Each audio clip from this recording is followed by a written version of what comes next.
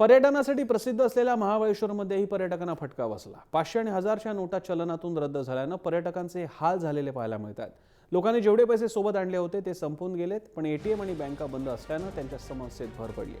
चलनातून बाद झालेल्या नोटा तर व्यापारी स्वीकारत नाहीयेत, पण डेबिट किंवा क्रेडिट कार्डही स्वॅप करायला नकार देत आहेत। त्यामुळे व्यावसायिक आणि पर्यटकांमध्ये भांडणं झालेली पाहायला मिळतात। अनेक व्यावसायिकांनी बाजारपेठच बंद ठेवली आहे।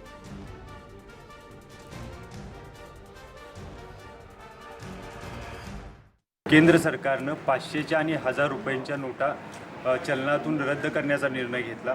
यानंतर भारतामध्ये आणि महाराष्ट्रामध्ये एकच प्रचंड खळबळ माजली। सामान्यांमध्ये चलबिचल झाली।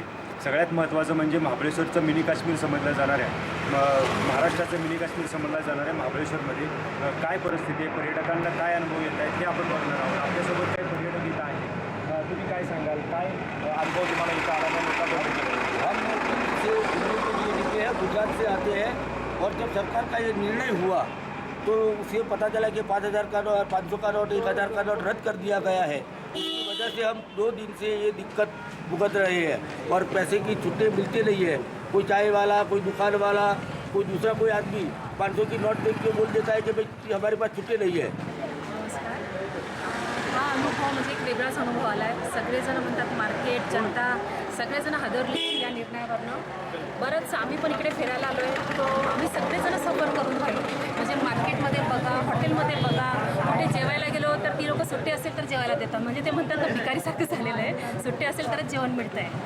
अनुभव म्हणजे प्रत्येक ठिकाणी एकच अडचण येते की सुट्ट्याचा प्रॉब्लेम होतो। सुट्ट्या असतील तरच तुमच्या सगळ्या गोष्टी फॅसिलिटी होतील, पण सगळ्यांनी मिळून ह्या निर्णयाला साथ दिली पाहिजे।